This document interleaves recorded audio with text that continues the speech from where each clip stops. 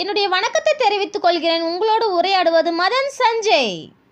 4 நாளாக மழை பெஞ்சிட்டு இருந்தது. திடீர்னு பார்த்தா இன்றைக்கி தாங்க வெயில் அடிச்சு. நானுமே டக்குன்னு துணியெல்லாம் துவைச்சி காய வச்சாச்சு. வீட்டுக்குள்ளே வந்து பார்த்தா என் பையனை மூஞ்ச தூக்கிக்கிட்டு அப்படியே ஹோம்ஒர்க் பண்ணிட்டு இருக்கான். ஏன்ப்பா என்னப்பா ஆச்சு, ஏன் உம்முன்னு இருக்கா அப்படின்னு கேட்டேன். நான் தாவர செயல்பாடும் வரையணும், எனக்கு வரைய தெரியாது அப்படின்னு சொல்லிட்டு அவன் அழுதுட்டு இருந்தான். அடப்பாய் பிள்ளைய கூட நான் வரைஞ்சி தரேன்னு சொல்லிட்டு வாங்கி அப்படியே டக்குன்னு வரைஞ்சிங்க. இது வரைக்கும் நான் வரைஞ்சதே இல்லை, இதான் ஃபர்ஸ்ட் டைம் நான் வரைஞ்சி பார்க்கலான்னு சொல்லிட்டு வரைஞ்சி அப்படியே பார்த்தேன். பரவாயில்ல, ஓகே, நல்லாவே வந்துருச்சு.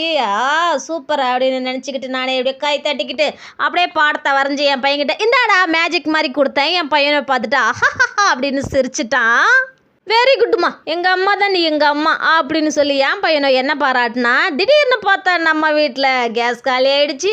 டக்குன்னு ஓடி போய் என் வீட்டுக்காரரா அப்படியே இட்லி வாங்கிட்டு வந்துட்டாரு. இட்லியுமே சாப்பிட்டு என் பையனும் ஸ்கூலுக்கு ஓடிட்டான். அப்படியே பார்த்தா என் வீட்டுக்காரர் சந்தைக்கு போயிட்டு கேஸ் பிடிச்சிக்கிட்டு அப்படியே காய்கறி வாங்கிக்கிட்டு எண்ணெய் உப்பு மிளகாத்தூள் எல்லாத்தையும் வாரிக்கிட்டு வந்துட்டாரு.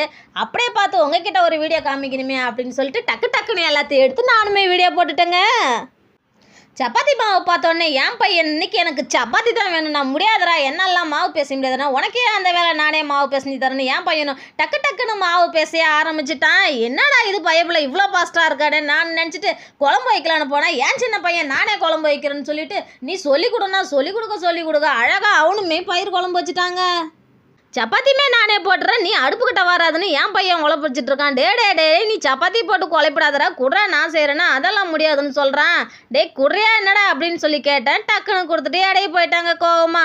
என்ன பண்ணுறது, நம்ம ஆத்துக்காரர் சப்பாத்தி பார்த்தானே திட்டுவாரே அப்படின்னு சொல்லிட்டு நானே தேய்ச்சி சப்பாத்தியுமே போட ஆரம்பிச்சிட்டுங்க.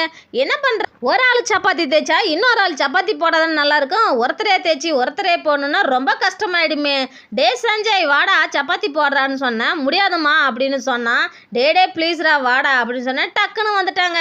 அப்படியே பார்த்தீங்கன்னா டக்குன்னு தோசைக்கல்லை வச்சு நான் தேய்ச்சி கொடுக்க என் பையனை பார்த்தீங்கன்னா தோசைக்கல்லில் போட்டு அழகாக சுட்டு வைக்கிறான். என்னடா இப்படி மேஜிக் மாதிரி சரியே அப்படின்னு கேட்டேன். அதெல்லாம் உனக்கு புரியாதுமா, நீ குடுமா தேய்ச்சின்னு சொல்கிறான். சரிப்பா அப்படின்னு சொல்லிட்டு டக்குன்னு நானும் போட்டு கொடுத்தேன். அவனுமே டக்குன்னு போட ஆரம்பிச்சிட்டான். டே நேற்று புள்ள நீ காணுமே வீட்லேயே இல்லையே, எங்கடா போனனுக்கு கேட்டால் நான் கபடி விளையாட போனேன்னு சொல்கிறான். ஏன்டா இந்த பொழப்பு உனக்கு, படிக்கிற வேலை இல்லையாடா கபடி விளையாட போனேன்னு கேட்டால், அம்மா இதுவுமே எனக்கு ஒரு என்ஜாய்மெண்ட் தான்மா, நான் விளையாடணுமா அப்படின்னு சொல்கிறான். டக்குன்னு சப்பாத்தியும் போட்டு அவங்க டாடிக்கு எடுத்துகிட்டு போய் கொடுக்க போயிட்டான். டே எனக்குடா அப்படின்னா நீ போட்டுக்கோ அப்படின்ட்டான். என்ன சொல்கிறது. இதோட இந்த வீடியோ முடியுதுங்க. வீடியோ பிடிச்சிருந்தா லைக் பண்ணுங்கள், ஷேர் பண்ணுங்கள், கமெண்ட் பண்ணுங்கள், சப்ஸ்கிரைப் பண்ணுங்கள். பாய், டாடா, பாபா, see you.